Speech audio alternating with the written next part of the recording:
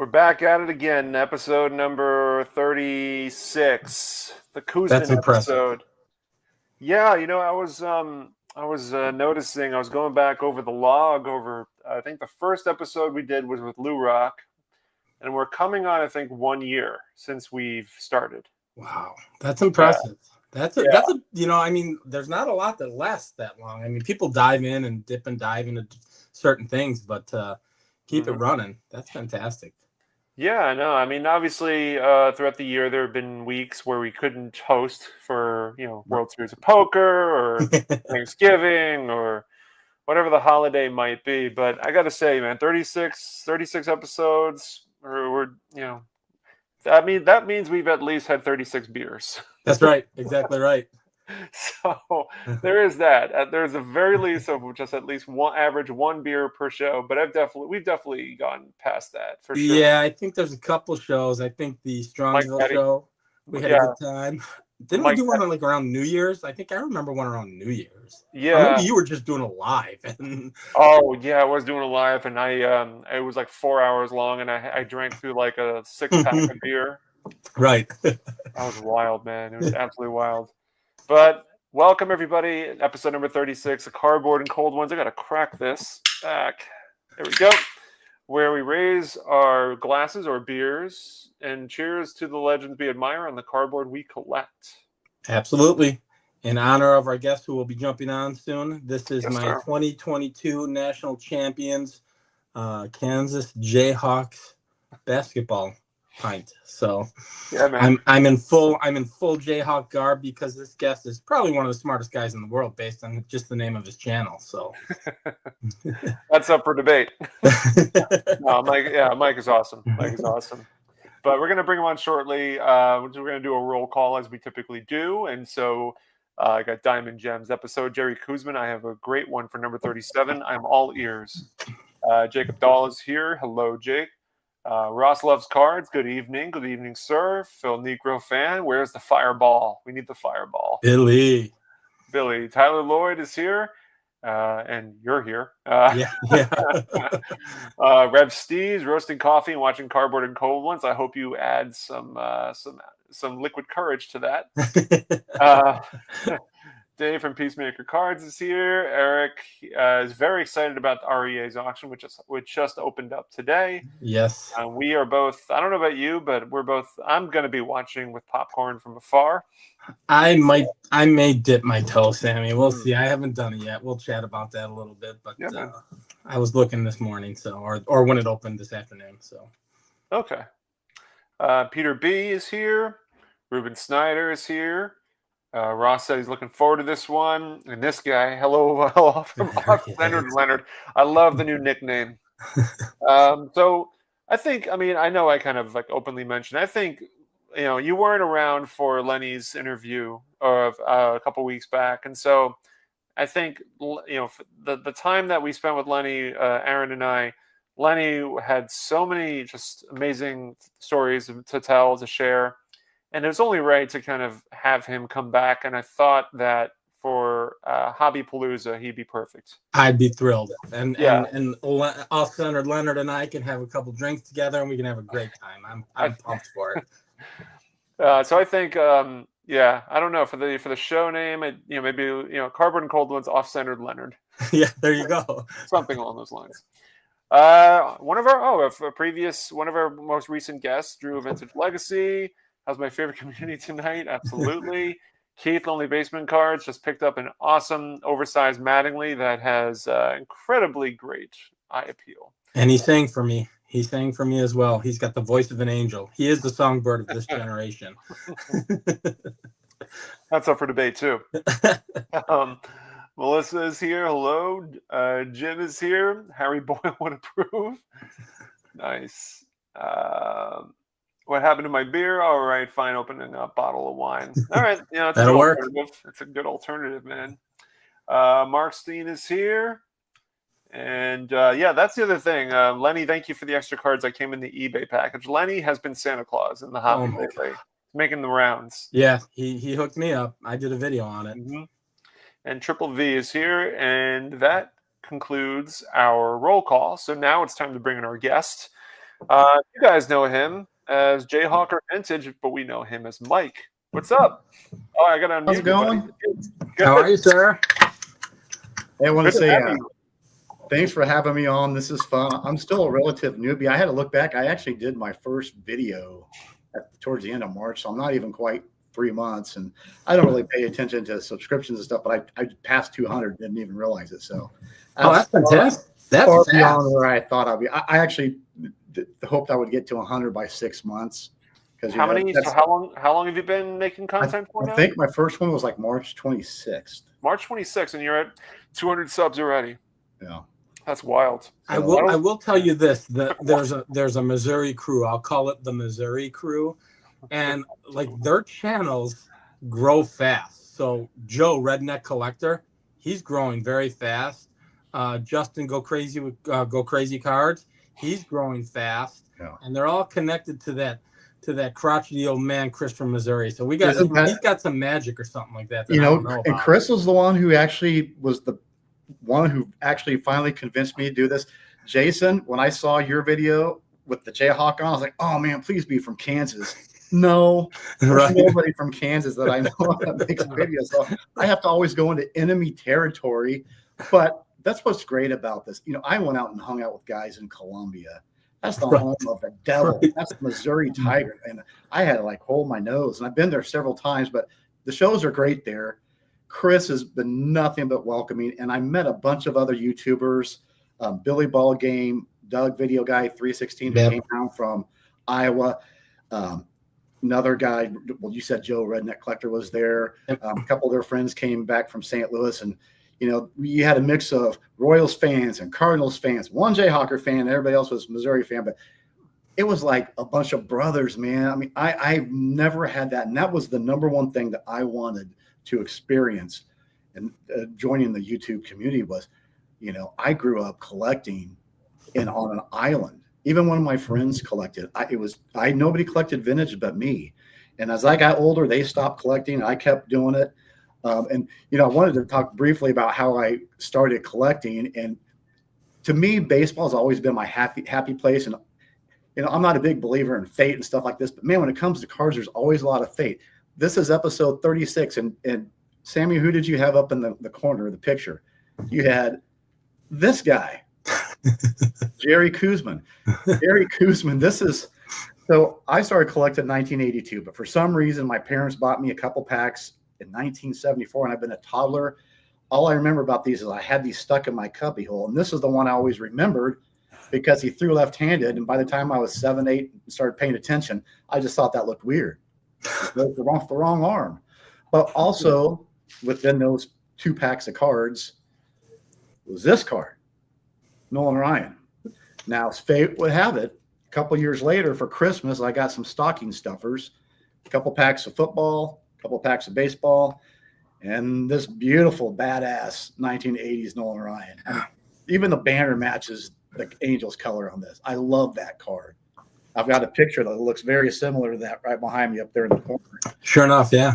But my friends got me into collecting, and they all said, you got to collect somebody. Well, I'm from just west of Kansas City, so you can imagine growing up in the 70s and 80s, everybody collects George Brett. Well, I have to be different. That's just me. No, I collected George Brett too.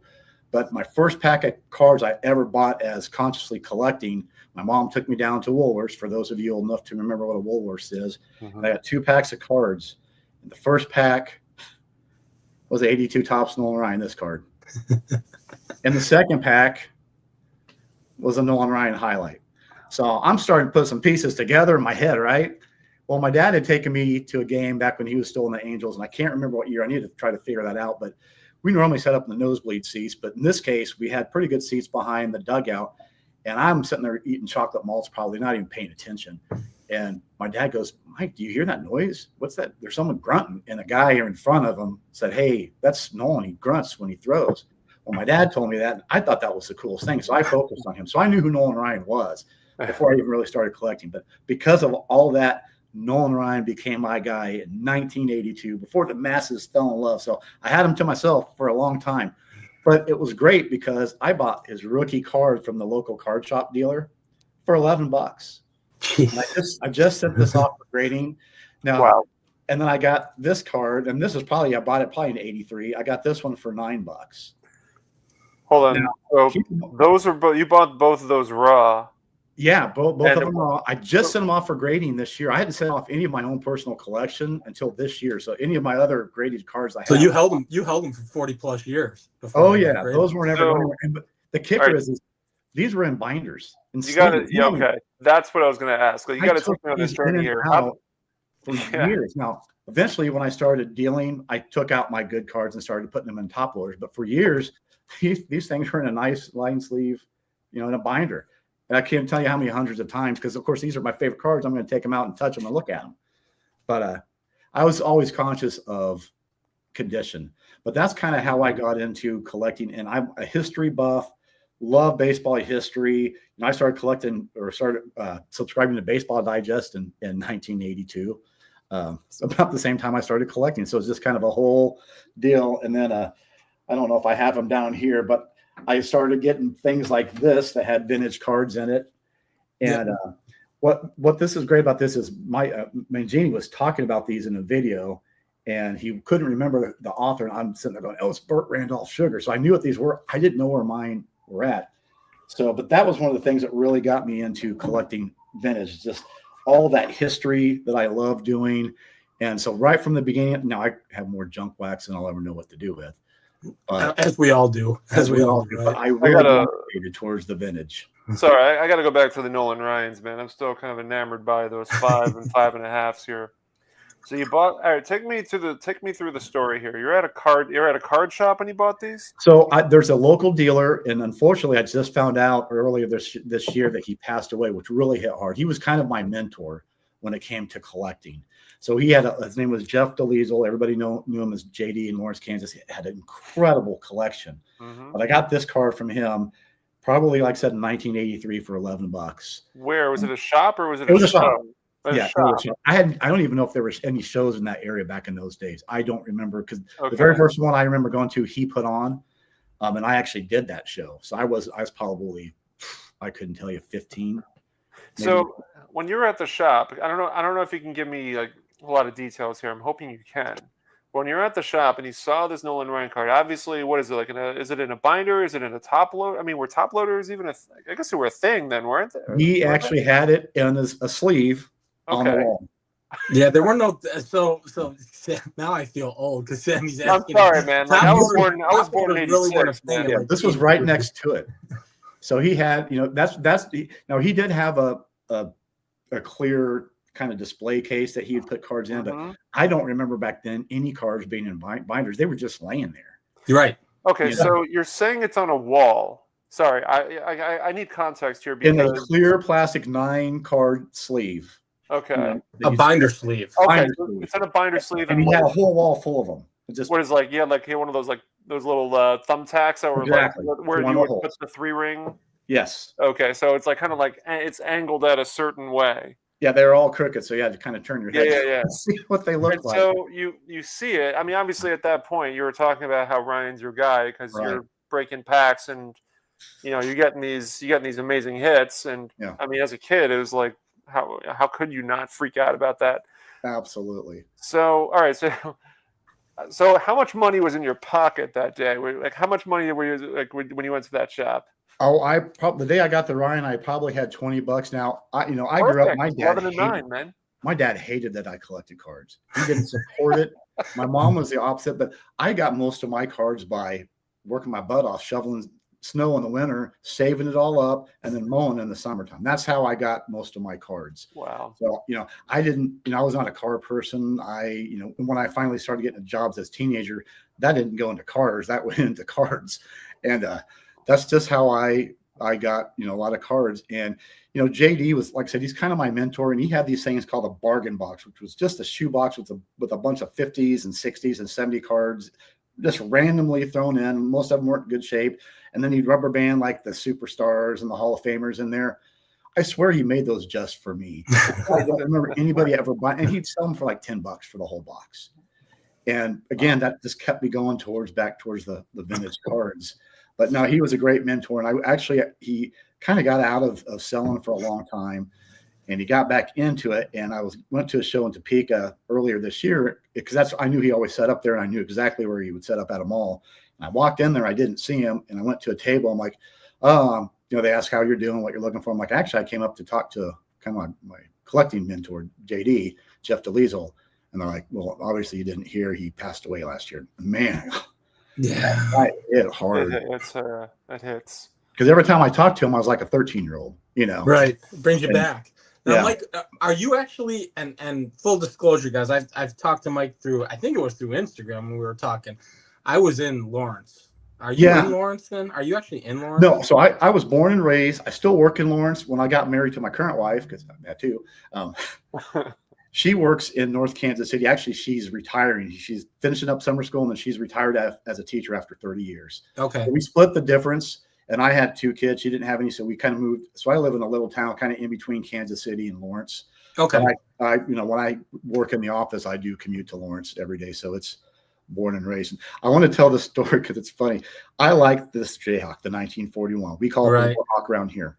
When I worked for the city of Lawrence, and I worked in a different department, and this old guy came in, and I had a bunch of Jayhawk stuff on my wall. And of course, I had the current Jayhawk, and I had all the Jayhawks. Right. And the guy goes, "Hey, you're a big fan of the Jayhawks?" I'm like, "Yeah, I am." He goes, "What do you think about the mascot?" I'm like, "I really don't like the mascot. It looks too happy. I don't think it looks like a mascot." That one. And I pointed to this one.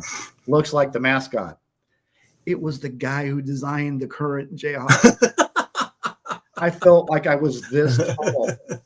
And just the look on his face. I mean, he was too kind to say, "You asshole." But it was just, I felt that tall. But hey, I said, "That looks like," I pointed to this one. I'm like, "That looks like a mascot. It looks fierce. It looks mean. This one just looks too happy." Well, the first one had like stick legs and like. Designed that. He said he designed it when he was a student. He didn't even really care about sports. It was a contest. Okay. And I can't remember if he said he even got paid for it. But yeah, he told me. Of course, then I researched his stuff a little bit, and I was like, "Oh man, I felt like an idiot." Well, I have a sneaky hunch, because like my daughter, my oldest, got her undergrad at Louisville, and once she left Louisville, we went once or twice back for a football game, and I may do so, but I have a sneaky hunch I'll be in. I still have family. I have a niece who's a senior there, and my youngest, who just graduated 3 weeks ago. She, we want to go see the new football stadium, so we'll be back. We'll be back. And we'll definitely be, and she keeps pretty close ties. She still has friends that are seniors now as she just graduated. So we'll probably be there once or twice. Yeah. So. For those of you who haven't been to Kansas, and I don't blame you if you haven't, where I live out in eastern Kansas, it's not the flat pancake land that you always fear. There's lots of hills and good stuff around here. When you get to Topeka and westward, there's not much out there. Yeah. The campus itself is ridiculously hilly. Yeah. I mean, they actually tell students, don't bring a bike. Because you can't ride because some of the hills are insane. When I went there, I used when it got hot, I brought a change of clothes in my backpack because when I walk up the hill, man, I was drenched. I was in shape back in those days. Right. But anyway, so that's kind of my collecting thing, and I did sell as a dealer. What was funny is my first show I had 3 tables because I had so many binders. Now I still have all those binders. Now I've sold a lot of cards over the years. I wish I could go back in time. I had a 52 Mays. I had a Hank Aaron rookie. This was before grading. So I cringed because I know what I sold those for back in those days. But you know what? You can't live with regret. I mean, can you muscle up how much you sold one of them for? I sold the Willie Mays for $250, and it probably would grade as a 2. Ooh. When did you? Ouch. For context, when did you sell it? Oh gosh, that would probably have been late 80s. Yeah. Yeah. I mean, if we did the, if somebody goes and does like the inflation whole 9 yards and puts like, what is 250 back in the 80s to today, it probably all balances out. Right.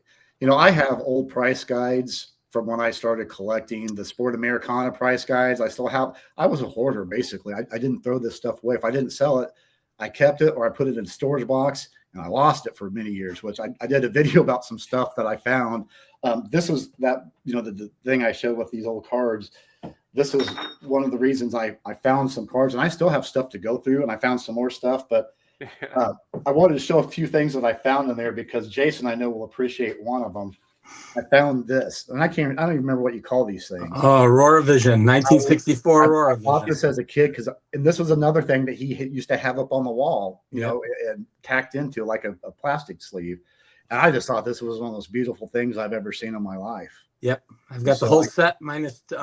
There are 16 and 19 images. There are 3 image variations from 62. I'm missing 2 of them, and I will get them, and then I'll have every image for the Aurora Visions. You kind of caught Jason because his foot is already out the door of the Aurora Vision. He's now Mr. National Chickle.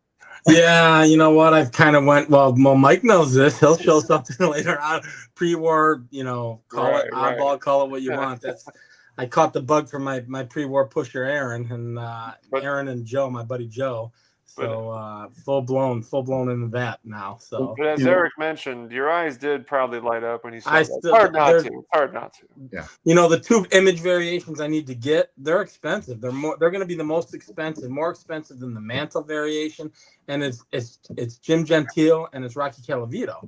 And the Rocky Calavito is really tough to find. And it's going to be about, you know, when I say expensive for Aurora Visions, you can pick those up. The 64s for $12. You know, the image variation is going to be $150. So you're thinking, oh gosh, but you got to do it. I'm 2 away. So. Well, it's cool. Jason, I think you were the one who mentioned, like, I don't want to listen to this. I mean, I don't have a record player to listen to it, but I think you said that somebody has recorded all those. Yes. So you can go out and find that, which I really would like to do because I want to listen to all of them. Yeah, I used to know the name. I'll text you the name after we're done here. I do know that I've listened to them all, so they're very cool. Oh, that's awesome. Yeah. What were you about to show? I saw you grab something. Yeah, so I was gonna put some of the things that I'm just kind of putting together things I picked up this year that I think would be interesting. So it kind of ties in with, you know, when I started the channel, when I finally took that plunge, the reason why I did that was, you know, I collected hot and heavy as a kid through about 91, 92. Then it just kind of, life happens. You start working. I got married, had a couple of kids, and I never completely got out of collecting, but mainly what I collected during that time frame was a lot of XKU basketball players. I've got more Paul Pierce cards, and that stuff I'm not really sentimental. I've got some really nice Paul Pierce jersey cards and autograph cards and low numbered cards that I'm going to liquidate those at some point because they just don't mean that much to me. Oh, I have to show it. There's Ochai Abaji. So Ochai, my wife taught him. Yeah, because isn't he from Overland Park? He's from Overland Park. Now he didn't, I think, join her school till like 3rd or 4th grade. He knows her mom because his mom's a teacher as well. Okay. But yeah, so I've got a lot of Ochai. And he's really close buddies with Christian Brown too. Yeah. Who really, I got to be honest with you. Now we're getting off track here. We're going to talk Jayhawks, which I'm sure Chris from Missouri will love. Oh yeah, he's having a great NBA career. You know, he goes into his rookie year, wins a NBA title after winning the national title, and he's a really good player. I was kind of banking on. I thought the guy would be Jalen Wilson. I thought he was going to go into the NBA and just torch it. Christian Brown looks good. The one thing that Christian Brown has that I wish Ochai would have is he just has that aggressive attitude. He's aggressive. He had that at KU. Yep. You know, and Ochai has amazing talent. He's such, I mean, if you know him, like, you know, my wife knows him, he's the most decent, kind-hearted, great guy.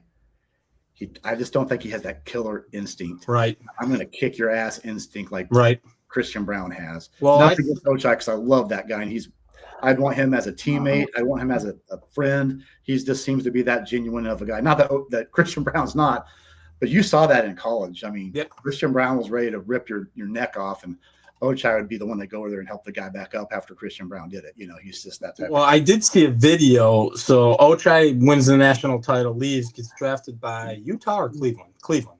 Yeah. He got drafted by Cleveland, then went to Utah. He left a note in the room, and the guy who was taking the room from him in his dorm room or whatever, because they're athletes, was Grady Dick. So he left a note for Grady Dick. Now, if I'm not mistaken, they're both on the same team playing together in Toronto. Yeah. I think Ochai's in Toronto now with Grady Dick, so that's very cool. It's very interesting. So anyway, so I sold it as a dealer for a while, kind of got out of collecting, and then I never really completely left. And once I found eBay, I was like, oh man, you can buy stuff from your house. This is great. So I started buying stuff through eBay. And then when COVID hit, I kind of was in a transition where I've been collecting on an island. I don't have any friends. Even the few friends I had locally in the hobby that I knew, none of them, they all collect ultra modern. Nobody collects vintage. And I while collecting is my happy place, it was a lonely happy place.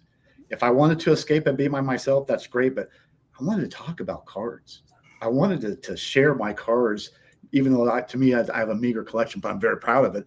But I wanted to talk about cards. And, I'm sitting there looking at YouTube and first thing that I see that has to do with cards was the guy is GW. And you all know who that is, and his shill and his investment stuff. And Jeff Wilson. Yeah, I don't call him that. I call him Goober Woodchuck. Okay. What do you call him? Goober Woodchuck. I'm not going to say his name. Goober Woodchuck. I'm just not going to call him that. That guy just is cringy. And I hate that he influences so many people. But anyway, I was like, this is ridiculous. But then somebody else popped up, and I can't remember who it was.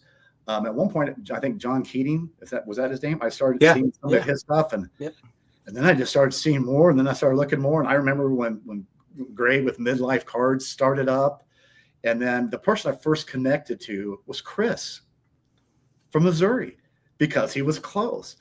And he mentioned a show in Columbia, and I'm like, oh God, do I want to go to Columbia, Missouri?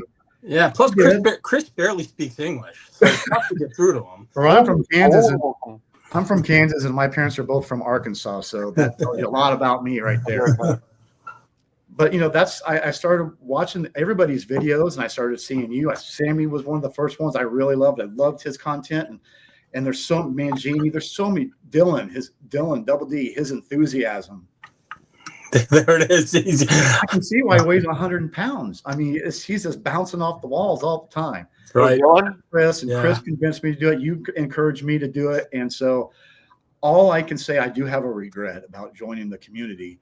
And that is, I wish I would have done it earlier. So if any of you are out there, I know there's been a lot of topic, hey, will I be welcome? Everybody's welcome. I know a lot. I'm one of those weird people. I'll watch the video and I'll read every comment, and I'll go back a day or two later and read more comments just to see what other people say who've had a chance to read it. And I really pay attention, because you'll get all kinds of different attitudes. You'll people saying, no, it's cliquish. Oh, no one. I've not been doing this for 3 months yet. And here I am with two of the greatest guys in this community who invited me on. Sammy, not me. Oh, no. I got to throw you into that, Jason, because you and Aaron have influenced me more than anybody else. Yeah, call it Aaron, because he's influenced me. You're saying that Aaron and Jason influenced you, man? You better turn back. Well, that's why they invented this, right? That's right.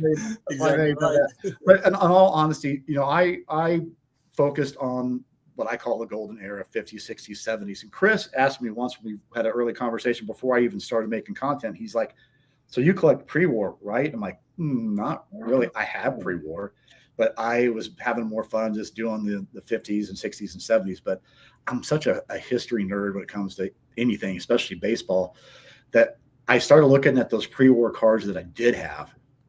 And I was like, God, I want to get some of these cards that are, in this thing, but they're all the regular issues. I can't afford that stuff, even in a one with the head chopped off and the beard drawn on. I can't afford that in most cases. So I have to be very picky. But Jason and Aaron opened my eyes to a whole nother world. Oh, boy. And so because of that, I'm just going to quickly run through these just because I don't want this to take forever. But these are cards that I have purchased since I've really started watching these guys, and a lot of these were before I even started collecting or started making the content. So, I have a couple of exhibits. Yes. 62, and like I said, I don't collect sets. I don't do player runs. If I see something that my eye likes and I can afford it, and it's a good bargain, it's going to come home to me. That's just how I collect. And it gives me a lot of freedom. I don't have to make a lot of effort trying to complete a player run or trying to complete a set. I just don't have to do that. So it gives me the freedom to do like Chris says, collect what you like. Mike, are you familiar with Scott? I've watched his stuff too. I never really communicated with him. I comment on some of his stuff. He comments on some of my stuff too. He's several things. First of all, if you like what we show, he takes it to a level beyond what I can. Oh, yeah, it's and quite honestly, the knowledge that Scott has it. I nicknamed him the Encyclopedia. That's Oh, yeah. the guy Well, knows everything. so there's I think of there's a very very very minor character in the movie Toy Story 3 called the Bookworm, and he's actually like a worm. But I'm not saying Scott's a worm. I'm just saying the bookworm is like somebody who knows everything. Right. And I just can't help but think of the bookworm because the bookworm is responsible for changing the language of Buzz Lightyear from English to Spanish. Right. Anyway, getting off topic. Point is, Scott is a wealth of knowledge. Encyclopedia, as Jason put it, and bookworm. And that's great. So like I had a little book of pros and cons, and then when I finally decided to jump in and make content, I said, what's my expectations? And I put none. And I said, that's dumb, that's cheesy. So I scratched it out and I said, have fun. And I'm having a blast doing this. I'm having more fun. My wife goes, you've not been this happy since we've been married. I mean, a lot of personal stuff don't need to talk about that. It's been kind of rough for a while, but man, it just brings me back to when I was a kid. But now I found my people. I found you guys, and man, I love the interaction. That was my goal, was make friends in the hobby. That was my number one goal, and to have fun and to learn. When I was growing up, those price guides didn't have any pre-award, let alone the oversized stuff. No. And so this is like Candyland to me, man. I'm learning every day I watch a video. I learn something new. And so, I'll just randomly start throwing out, a lot of these aren't great condition, but look at how beautiful these cards are. Yeah. That card there. And this one's special. It's the one because it has writing on the back. And you can't see it, but a little kid wrote on it, Frankie Frisch, St. Louis manager, Howard somebody. It's in pencil. That's awesome. But that's why it gets so on. Archie Vaughn is special to me because he's from Arkansas, and that's from my family, my mom and dad's side. They're both from Arkansas. I did a video where I talked about Goose Goslin, I think one of the great undeserved players of all time. And then another guy who's Hall of Fame worthy, in my opinion, and he never had a bad year. And I compare him to Minnie Minoso because they both came up at the age of 27, was Native American Bob Johnson. If you look at his baseball reference, he never had a bad season. Is that a white pen? Those are all white pens that I show. Yeah. Okay. And now I want to, when I was on a show with John, 3D 80s kid, he had me on one of the 4 collectors, 5 cards you can collect. One of the guys that was on there was Eddie from Eddie's Cardboard Chaos. Now, I'm not an autograph collector unless it's something I personally got. It doesn't mean a lot to me. But I did go to a show and I did pick up a couple of autographs that were there because most of it was modern and Pokemon. So I picked up I've got 4 of them, and I'll just show you a couple of these. It's Billy Herman and Johnny Mize, another guy. Yep, I've got the Johnny Mize plaque autograph as well. And the reason that I like this one is, and I'll kind of tie this in here to a second. JD used to put on card shows, and he would bring in some ringers, and he brought in Johnny Mize. Now, I lived in his shop, so I got special privileges. So he would let me come in before the doors opened, and I could sit there and talk to these guys. Johnny Mize was, man, it was hard to get a word out of him. He's very, very quiet. But what's sad about that is everybody knows him as the Yankee, the pinch hitter, the platoon player. I only know him as a Cardinal. But he was great with the Giants. He was great with the Cardinals, and he missed a lot. He missed those 3 years of the war like everybody else, and he was a hell of a player. And I think if you look at his baseball reference WAR, if you believe in that kind of stuff, and it's just a starting point, people would be shocked how high he is. I think he's in the top 10. I mean, it's just amazing. And we mentioned him earlier, and we might have been talking about it off camera, Sammy. And it might have even been on. We had Drew on Mount Rushmore, and then we had him on Cardboard and Cold Ones. He was telling us some real interesting stories about Johnny Mize and what a great guy he actually was. And he had some intimate stories which were really cool. And Drew's a great storyteller. So, well, he was very opposite, and I'll get to this one. So, I'll throw out a couple of other ones. I bought through Scott Ranger Studios.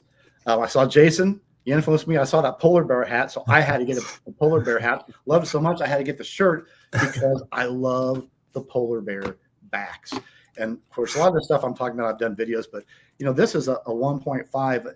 This is a Vic Willis, who's another Hall of Famer. I did a whole show kind of talking about him. But the main reason this is a 1.5 is not because there's creases, because it has little chunks of tobacco stains on there. Yep. But for these polar bear backs, that was normal. They put these right in with the tobacco, unlike the other ones. But look at that back. I mean, that is beautiful. I mean, I stare at this back as much as I do the front. It's the best back in my Yeah, opinion. that's And they're not the most scarce, so they're affordable. Right. I picked up a couple other ones. Read about this one if you don't know him. Arlie Latham, the freshest man on earth. A lot of rules were invented because of this guy was such a pest. So if you have some time to kill, read about him. But another beautiful polar bear back. So, I like collecting those. I have to be diligent and patient. But I've kind of gone back to pre-war, and I've always wanted a Playing Days card of Walter Johnson because he was born in Kansas, Christy Mathewson, which I think Sammy knows a little bit about. I know nothing. Yeah, and then the guy who I think is so underrated. I don't think he's better than Johnson, but I think he's right up there with Mathewson, and that's Grover Cleveland Alexander. Yeah, and that's what is this one? I think it's a 1923 W572. 571. I think it's 570. It says 572. Some of the strip cards I don't like because they look like cartoons and they have that's a great set actually. I was just looking at the Eddie Collins in that set. And unlike Dylan, I love black and white.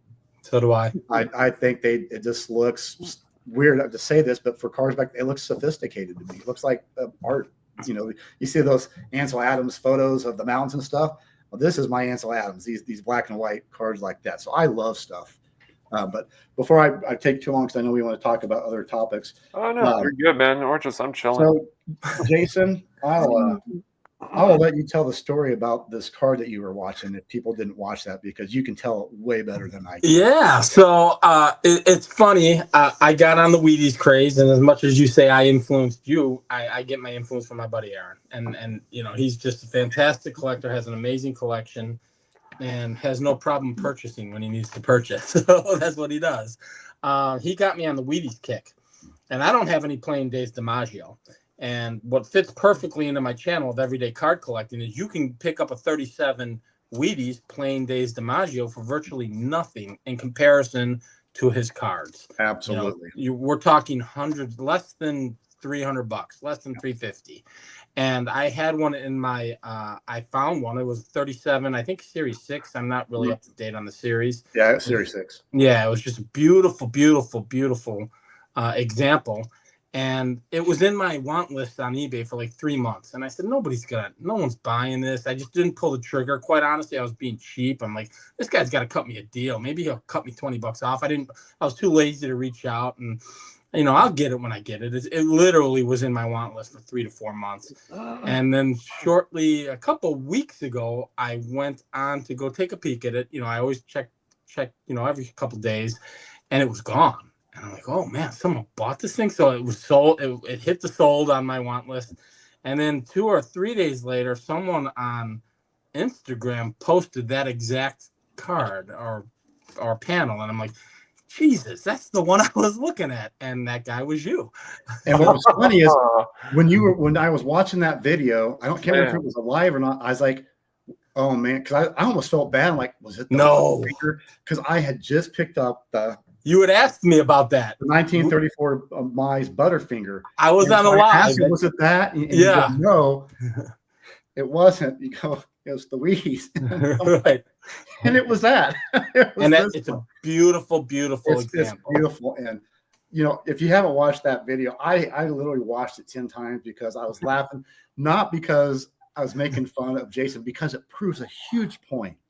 He could have been bitter. He could have been mad. What do I care? He got a kick out of it. I mean, it stayed in the community. Somebody he's starting to become more friendly with it. And I would feel the exact same way. These guys, I see you guys at Strongsville going around helping each other out. I hear those stories, and man, I can't wait to go for that camaraderie. So yeah, I picked this up, and I can't afford a Plain Day DiMaggio. Definitely not from the 30s. It's perfect, right? This is a beautiful one. And you said you've been watching this for a month. I watched this for about 8 hours. Right. Well, so that's the point that I'm making. You'll hear it from our buddy Orlando, who I think is on. When you see the card you want, buy it. And if you don't, you're going to lose out on it. Right? Shame. It wasn't. There was zero bitterness. It was shame on me. Right. But when I found out that someone I knew got it, I'm like, awesome. That's fantastic. And that's what's so great about this. One last card I want to, or not really a card that I influenced, and this I kind of want to tie this into Johnny Mize, but completely different. So I don't know if you showed this card or if you or Aaron showed. It's not even a card, but if you showed one of these, or not. But it is. Yeah, the Dick's Premiums. Now Beautiful. this one I got really cheap, cheaper than because it has 2 extra holes in it. Do I care? I don't give a crap. The rest of it is absolutely stunning. And somebody probably put those holes so they could put it in some of the binders they had, 60 years ago. I mean, this is just beautiful. So there's a crazy story with the Dixie Lid Premiums. That's what that is. Joe, Redneck Collector. He was online and I was online at the same time, and I ended up snagging the Ducky Medwig wide pen. Oh. And he was watching that and wanted that. I was also watching the Ducky Medwig Premium. He snagged that. If you watch his videos, it's in the back. So we kind of like swapped, and we had this story about, and we bought them literally probably hours apart, I think. So I picked up my wide pen. He picked up the Premium, and I said, I was looking at that too. And he got a great deal because those are starting to climb. These are things like this, and most of my collection. One of the benefits about not being like a high budgeted collector is I don't have the luxury of getting cards and tossing them and then going on to the next chase. I look at these cards over and over again. That's beautiful. That's a beautiful piece. But why I really like that one is JD actually brought him to a show in Lawrence, Kansas. And I got to go in. And of course, this would have been sometime probably around 87, 88. I played American Legion baseball, and I had an American Legion baseball shirt on. So I got to come in, and Bob was sitting there in the chair. And unlike Johnny Mize, Bob, you can't shut up. I mean, that guy, he talked and talked more than I do. And he had a very favorite subject, and that his favorite subject is Bob Feller. But, he was so nice. And he saw my shirt, and he goes, do you know who the first American Legion baseball player who ever got voted to the Hall of Fame? Do you know who that was? And I didn't know who it was, but I knew it was Bob. I just knew it was. But I didn't say that. I wanted him to be able to tell me. I'm like, no, I don't have any idea. And he goes, it was me. And he started telling me about, playing back when, the cornfields and stuff. It sounded like Field of Dreams. I mean, it's just beautiful. And I don't remember all the different stories other than that he told me. I just remember the warmth that and I know he was like this to everybody. He was an open book. He talked and he signed more autographs than probably any 2 players, but he actually signed a photo for me. And instead of just signing his name, he put "To Mike, best wishes." That's fantastic. And so, I'm going to somehow, I hate to put this in a frame because then you can't see the back, but somehow I'm going to display this. So they got the double backed glass. You can find a frame where you can still see the back. So. Yeah. And it's just one of those memories that I've always felt fortunate, whatever else has happened in my life that's not been the greatest, man, when it comes to baseball cards and collecting, man, that's my happy. I've always had good luck.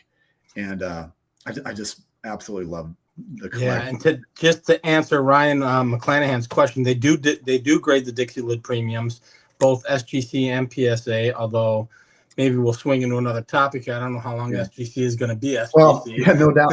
This one I know is going to get a 1. So the only reason I would submit this, because it has those 2 extra holes, is just for protection.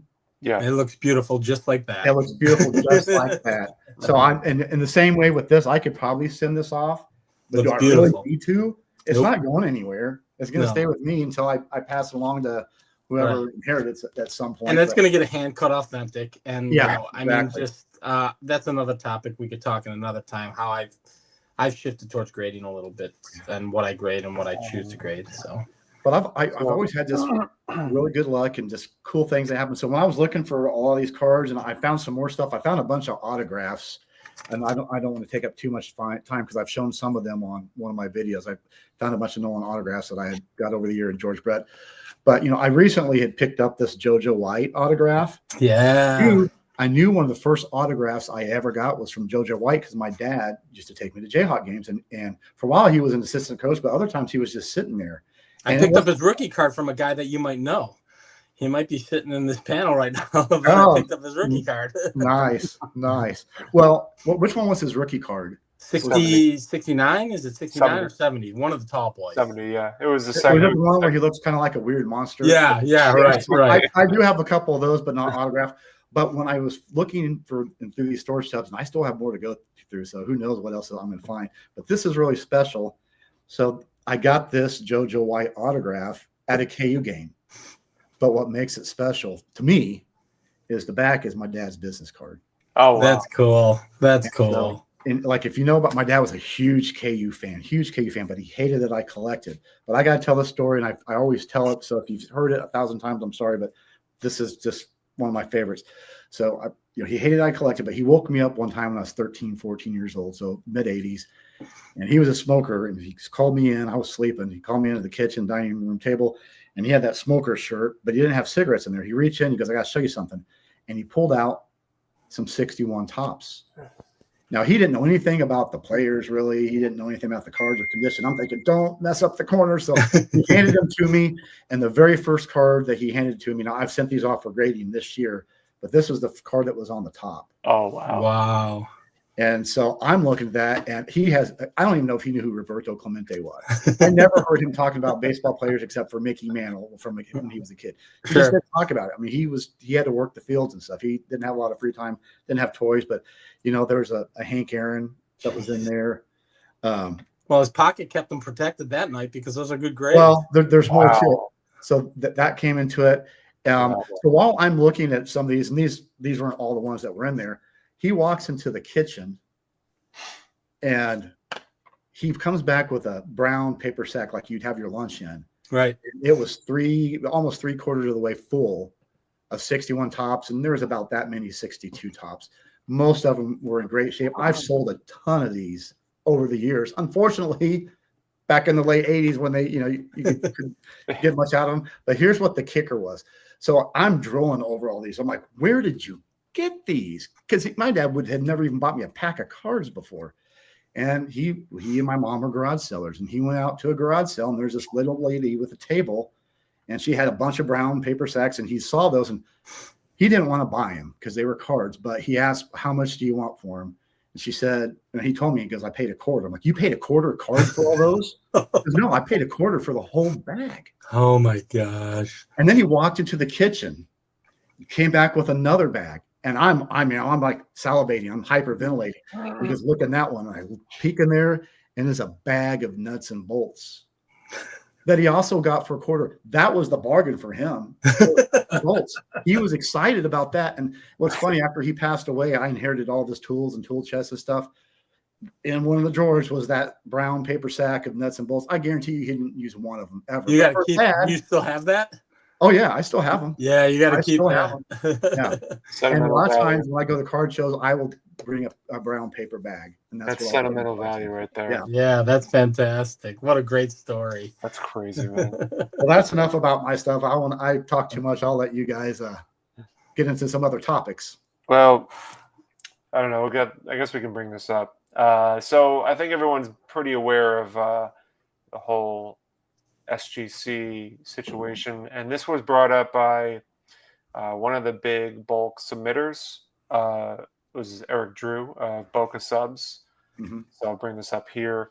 This was in the group that he posted a couple days ago, or maybe it was yesterday actually. That he posted. Yeah, I think it was yesterday that kind of all cracked off. And it looks like SGC is discontinuing all bulk submissions.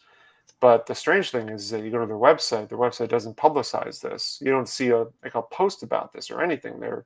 It's almost as if they reached out to a lot of the bulk submitters and said, "Hey, we're just letting you know we're discontinuing this."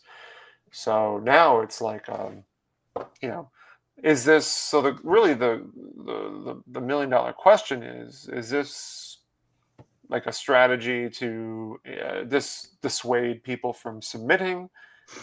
Is this some sort of master plan? Are they, what do you guys think? What's going on? I think the writing's on the wall. I think Moynihan and those guys discussed it a little bit on Greg's channel, and much to what Mike Petty's saying right there, I agree with him 100%. RIP SGC. When, we're all a little bit sentimental about the hobby, and I think most of us enjoy SGC and grade with SGC, but the reality is it's a business. And at the end of the day, this is what happens when companies take over companies. This will get swallowed up. They will become PSA. As much as we know about group submissions getting canceled, I'm sure most people who are watching this are aware that our PSA moved in right next door. in Boca Raton, Florida. And I think it's just a matter of time. I think it's going to happen quicker than what we even anticipated. And I think we're gonna see the demise of SGC in time. And I agree with Petty. I agree with Moynihan full-heartedly. And I think this is just one step closer to getting to that point. No, I'm pretty new to this, and so my philosophy when now that I'm reading the one Sammy put, I actually saw somebody else post, a different person's post almost the exact same thing. So it's definitely out there. But to me, I understand the business sense behind it, and everybody can give you 100 examples of businesses that take over something else and they keep the two separate, which to me, it kind of proves something how little these companies think of the vintage community, in my opinion. Like, I'm a new guy, so I could be totally off base here, but they don't have to. They could be listening to us, because I've heard a lot of people, myself included, I don't want anything to do with submitting cards to PSA.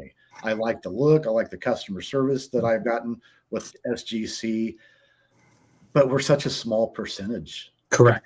Compared to the modern, the ultra modern, and Pokemon, and it's just a small percentage. So I could see how they could just absorb that, but if they obviously don't care, because I know a lot of people said, we're not going to go. We'll find somebody else to go to, or we'll keep the cards raw. Yeah, I think what you're seeing here is, again, emotion comes into play, because this is our hobby. This is what we love to do when we want to get away from work and real things. I've worked at a particular company for over 20 years, and we've been bought out several times. And now we've just combined.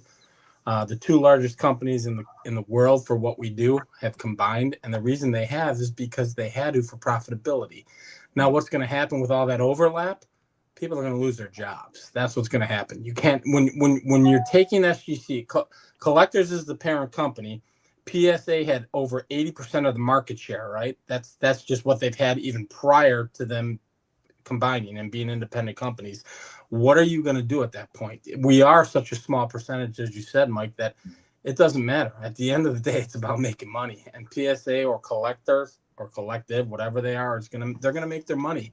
And you can't have this kind of overlap. There's just, to me, I don't see any rhyme or reason from a business aspect to have that overlap. So I'm going to go back to his eBay, the question that was proposed. Will that kill SGC card values?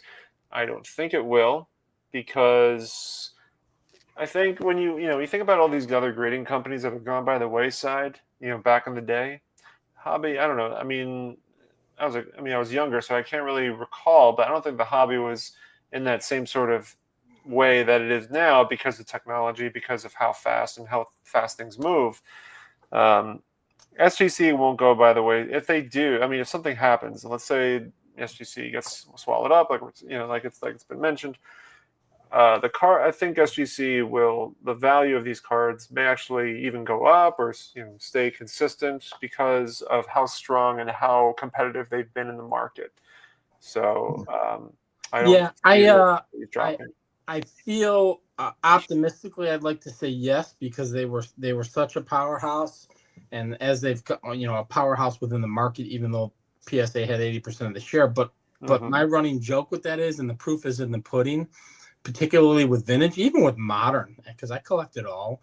My running joke with my friends is, get a Beckett holder for the win. It's a 10% discount. Beckett was the second largest grader for years before SGC was, for years. And now you want a discount, get the Beckett holder. And I think in time, unfortunately, because most of us grade with SGC, it's going to happen with SGC as well. That's just my personal opinion. But the reality behind it all is, I care less about that. That doesn't mean a whole heck of a lot to me. So, but for those who, obviously value means something to everybody. You want your stuff to maintain value and obviously increase. But at the end of the day, even now, even before they combined, right? PSA was a premium over SGC. They were typically more expensive than an SGC holder. So what do you think is going to happen when they get swallowed up and PSA is the only game in town? I mean, it is what it is. So. Well, here's one thought, and it's something that's really been a movement for a couple of years now, and that is, if you listen to Grave Midlife Cards talks about this a lot. Mangini talks about this. I mean, all of us basically talk about this a lot, especially you guys who've been around here for a long time. we're kind of going away from why we grade, from going for that number. We're going for the eye appeal. So as we're not sending cards necessarily to get the most bang for the buck. Otherwise, we probably send most of the cards to PSA to begin with. But we like the looks for SGC. We like the protection. But we're looking for the beautiful, well-centered card. And it doesn't matter if it's a 3. I'll take a well-centered 3 over a really off-cut 6 or 7 all day and twice on Sunday. And I'll read comments from people who disagree with that. They'll say, I'll take my 6 over your 3 because it's worth more. What's worth? Worth is relative to what you would pay for a card. I love some of my cards. I mean, here's a great example. Here's a beautiful Sandy Koufax SGC. It's got great, impeccable registration. It's got a little bit of soft corners on it. Back is totally clean. And I happened just to see this walking by at a card show, and it was really dark. And I saw the number, and I kept walking. And it kind of stopped me in my track. I'm like, what the hell? I'm like, there's no way. And I got it out, and the lighting was really bad. It was Harris Casino in Kansas City. And I'm sitting here looking at this thing. I'm like, and the old guy can tell I am struggling to see why it's a 1. He goes, let me show you. It's hard to see it, but in each little corner, there is the tiniest of a pinhole. Right. Tiniest of a pinhole, which means some kid loved this card so much in 1955, he took care to get his mom's little sewing needles, and just, you can't even see them more than 6 inches away. It's just a beautiful card, but it's a 1, so I can afford it. Do I care it's a 1? Hell no, it's a beautiful card. From far away, that's a 4 or 5. I will tell you this. I think that most, It is a Mookie special. Absolutely. I'll use the buzzword now. Most people, we are leaning towards the quote unquote eye appeal, right? Yeah. That's what we've been talking about. But the community that leans towards the eye appeal is probably 8% of the full-blown community, right? So when you look at it's growing though. Yeah, we are in a world of vintage, right? We're the old men who are collecting old cardboard, and even Sammy, as young as he is, he just happens to hang out with the old men like me. So at the end of the day, 90% of the community itself, when you talk about collecting as a whole, it's about that number, man, and it's about that flip, and it's about the breaks, and it's about the and you can dive really deep into this. I had a buddy who was breaking, and he still occasionally does it now, and I've showed him on my channel. Most of my modern comes from him, and he gives it to me because it's base modern. It's not the hit, it's not the auto, and some of it's not even base. It's the more prominent parallels as opposed to the 1 of 10 or the 1 of 25. It might be the Mojo or the Wave or whatever those where they're a little more common, and they don't want nothing to do with it. So the bonus to that is, and I saw VVV comment, the bonus to that is, if you truly are a collector, SGC for the win in 2 years, right? Maybe if you're collecting, it could potentially be the next Beckett's. All right, cool. If I'm getting SGC at a 20% discount, 15%, 10%, I'll take that SGC in a heartbeat. Which we are doing now because most of us prefer them for the customer service, the tux, the look. That's all there. So I don't know. That's just my opinion. I don't often give my opinion, but from a corporate business standpoint, I just don't see them surviving. I kind of felt that the minute that Collective. How often have we heard from Peter? We don't hear from Peter anymore, right? Ooh. Peter's gone, man. Yeah. Right. And why is Peter gone? Peter got that buyout. That's why. Peter's going to collect his check for 2 or 3 years and bounce. And then he's going to go do something else. That's just my opinion. And I've seen it. When I first heard it, I'm still kind of new to the collecting. Like I said, not collecting, but to grading, because I had not submitted cards. It was scary for me to send off cards for grading. I was worried that, I still have some cards that I want to actually send a PSA because they're more modern. And I was like, damn, I don't want to lose anything. But, I was one of those naive people. I'm like, they're not going to, even a couple of weeks ago, I was like, they're not going to close down SGC. But some of these moves that I'm hearing about, why would they be doing it? Yeah. Why? When it first came out, I think John 3D80's kids even did I think Mike has said, Moynihan said, I give him 18 months. And then I think the next day, John put a video out going, this is why I think they'll survive. And I think John made a lot of valid points. But some of the points, to my opinion, and it was a while ago, so John, correct me if I'm wrong, I thought they were more sentimental towards who we are as collectors. You know, this small community, we're vintage collectors, but at the end of the day, this is a business, man, and that means if we're 8% of it, or 10, or even 15, that doesn't mean anything to them. So everybody's about making money. It's definitely a business. And when this first started coming out, I made a point to notice the guys who were adamant that SGC was gone. Those were the guys who kind of tended strongly to grade with PSA. So I'm like, oh, that's just them saying that. But every time I try to defend now, it makes perfect business sense to, separate and make SGC, just kind of keep them, even push them even more to the vintage. And you do PSA for everything else. I'm not seeing those moves. No, the amount of money it takes to keep SGC's doors open isn't worth it to them. Yeah. It'll shift. I mean, it comes down to money. Right. PSA has done what they wanted for the last 15 years. They're over 80% of the market share. So why in God's name would they keep it open? You guys will switch over because that's what we do. I'll be right back, guys. Yeah. So that's just kind of what it is. And I don't voice my opinion too terribly, but I wholeheartedly agree with Mike Moynihan and Petty, and it's the writing's on the wall, and it's just a matter of time. But to me, again, I've made the shift. I made the shift shortly after I heard that Collective bought them out, and I've had people like Mangini influence me, and like Aaron influence me, and grading is less and less important to me. Yeah. So it doesn't affect me personally as a collector, much like you showed your Sandy Koufax, Mike. That's a beautiful example. Right. Pinholes are not like maybe 2 or 3 years ago, I would have been like, nah, I can't take that. That thing's got pinholes. I'd snack that up in a heartbeat now.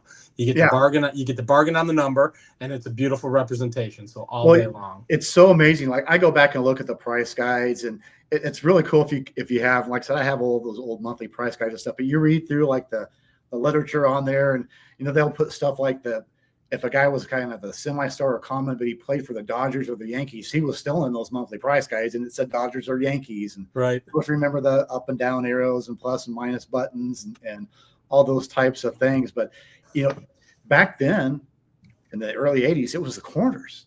Everybody wanted the sharp corners. It could be off center 80-20, but man, that's 4 sharp corners that you can poke your eye out with. That's what everybody wanted.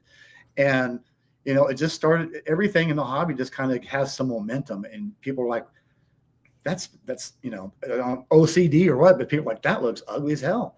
Right. And people start, and I was one of those guys when I first started. I was very conscious of the corners. I would slide them in those sleeves, those binders. I was the same way. Very careful. Now I won't buy a card unless it's like one of those cards I can't afford. Like I have a Bob Gibson. I don't even know if I have it down here. I don't know if I have it down. Oh, I do. 59. I have the 59 Pepto-Bismol. It's 5. It's very sharp, but it's really off center. But I could afford it. Yep. It's still a beautiful enough. If I can look at a card and it doesn't see, I don't upgrade. I won't buy a card if I don't know I'm going to love it for here on out. I just won't. It's a waste of money for me.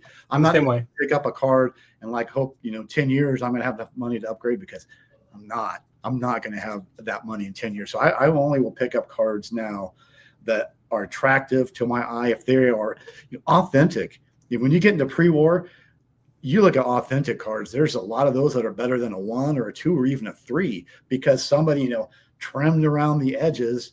The rest of the card may not have any creases or any blemishes, but because somebody trimmed around the edges, authentic. That might be the way. I mean, I have some authentic cards because of that. So that's part of the reason I've swayed my opinion on some of this, even beyond, my buddies influencing me one way or another. The reality is I'd rather have the card, and I'd rather have a representation. So much like we talk about eye appeal, right. I had never owned an authentic card. 4 years ago, I wouldn't touch it with a 10-foot pole. Same. I started to kind of shift. I bought a card from Stan, 39 play ball Bill Dickey. Beautiful, nice. Beautiful card. And the corner sharp as sharp can be centered, all of that good stuff. And it came back from SGC, and it came back a 1.5. I'm like, how is this thing a 1.5? I actually posted it on, I don't know if I posted it. I may have done a video, and someone said there's a pinhole in it. I didn't even see it. And I looked and I said, sure. And it was big. It wasn't like your tiny ones on the Koufax. It was, and I looked at it and I said, well, who cares? This card is absolutely gorgeous. And that kind of started to sway my mentality a little bit. It also comes into, scarce versus non-scarce. When you get really scarce, just having the card's a bonus. Right. I mean, there are some cards now I can attest to. I'm looking at one in particular. It looks like a truck ran it over. But just to have it, because the pop on it in general is so rare, I might go pick up that one that looks like a truck ran over it. Now, a perfect example for what you're talking about there. Like, there are certain things that I know a lot of you out in the community are really into that I'm not. That's what makes a hobby great. We can collect what we like. I don't see, except for the rarity, I don't see the appeal for some of those Venezuelan cards that are just beat to hell. I don't. I've got a buddy. I got a buddy who feels the same way. I understand why people do. I like to collect the one few things that I collect that's ultra modern is I like relic cards, not of current players, of Jackie Robinson, Babe Ruth, Ty Cobb. So I have a very nice collection of those. I don't know if I need to buy anymore. I have a very nice collection that I spent money on. I posted that and I had people email, oh, those are fake. Oh, that's not really a piece of his jersey. And I'm like, as much money as they spend on these that get publicized, I have a tendency to believe that those older ones probably are legit. In this 13-year-old mind, they are legit. Right. All-time heroes. And you know what? That's what matters to me. That's what matters to me. We can't take these cards with us. We can't. No. As much as I'd like to have them buried with me, or if you can't do that, and I wouldn't want to. So I'm going to enjoy the hell out of them while I'm alive. Sure. And now that I found you guys out in the community, I'll promote a show while Sammy's away. So some of you may have heard us talking about there's a little card show. It's not a big card show coming up next Saturday, the 21st in Boonville, Missouri. And that's just a little town right off of I-70, about halfway between Kansas City and St. Louis. Some of us in the Midwest, flyover country, we don't have a lot of guys out there, that like I said, I don't know anybody in Kansas who's a YouTube content creator, but I've met a couple guys at shows. I've actually walked into the show and people recognize me, which is really kind of freaky. But it's kind of cool. But I've made some connections. One guy lives in a town not too far from Lawrence, and I've actually purchased a card from him. He set up at a show. But there's a lot of us that are going to go to this show in Boonville. Probably too many of us, because most of us aren't going to set up as dealers. We're going there to shoot the breeze and talk about cards. And I did that. That's where I met most of these guys. I met Chris before, and that didn't scare me off, So if that says a lot. But did you understand what he was saying? Because he doesn't speak English very well. Oh no. Like I said, I'm from Kansas. My parents are from Arkansas, so I always say my gene pool, my family tree is very much looks like this. It doesn't look like that. So, but those guys were also welcoming, because when it all comes down to it, it's not about the team you root for. I mean, you razz each other. That's part of it. It's all in good fun, but we know why we're doing this. Most of us. We're not doing it for the fame. We're not doing it to make money off of YouTube. Most of these channels, we're never going to sniff that. And if we do, we're going to make $2. I don't give a crap about any of that. I wanted to not collect on it. I was this close to starting to sell my collection. I didn't see why. I'm not having that much fun. I like looking at them, but it's just, I've collected these cards for 40 years on an island by myself. I have nobody to talk to. Sure, I go to shows and talk, but it's just, you say hi, you don't really know the people, and you go away. But man, after I found all of you out here, and for anybody new out there who has not started the channel, understand we can only watch so much content, a week. And, if you watch something like Greg from Midlife Cards, that's a whole day right there. Which is great. He's, for a commuter, man, he's my go-to guy. Yeah. It's very informative. It's educational. It's talking. And some of those, he doesn't show a lot of cards, which is great. I mean, Joe, Redneck Collector, he told me when we met up in Columbia about this find that he got on eBay looking under tools, 53 tops. And he did a video, but he told me about it before. Well, when he finally posted that, I'm driving to work in the morning, and hell, I'm driving off the damn road because I'm trying to look at the cards, the page and the man. I'm like zigzagging. Thank God nobody really commutes the way I go. But it's just that community. We hang out and we talk and we learn. Like I've learned more these last few months than I did 40 years plus combined. Right. And that's what that's the main reason I started. And I started. I'm not even a year and a half in. So I'm still. I can in my head I feel like I'm the new guy, But then I have like people reach out. I think you reached out. Jay, Average Vintage Collector, reached out. Reverend Steve's Cards reached out to me before they started. And I'm like, just do it. Just do it. And to see it grow in the manner that it's grown, it's tough to watch everybody, right? So you almost can't. So my feeling is, hey, as long as you know that I'm out there and I'm supporting you, you know, I try to shout out when I can shout out. That's what this is all about, right? I mean, absolutely right. And you know, it's these friendships. So you know, we who was it that recently quit? My guy, I can't even think of his name. Brent. Yeah. And I watched that one. I don't know if I ever communicated with the guy ever. And I watched a lot of his stuff because it was interesting to me. Yeah. And, you know, I watch a little bit of everything. I tried not to do a lot of ultra modern. I stay in the vintage, but if someone's entertaining, or even if they're not, I like to support people. I love seeing the excitement of someone who gets that $10 card as much as the guy who spends the $50,000, because relative to their income, it may be the same level. Correct. It really may be.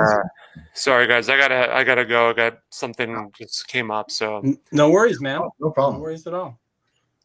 So yeah, I don't know if it's going to transfer over to you, Jason, but no, we can. I think we can kill. We're over an hour anyways. I'm sorry to cut it short, Mike, but yeah, we're an hour. And sorry, guys. Mike and if I you can don't talk cut it for 2 short, I'll hours. be talking for days, man. I don't ever shut up. Yeah. So it's fine with me. Sorry, everybody, for watching, but well, yeah. Thanks for having me. I had a blast, so I appreciate it. Talk to you guys soon. Guys.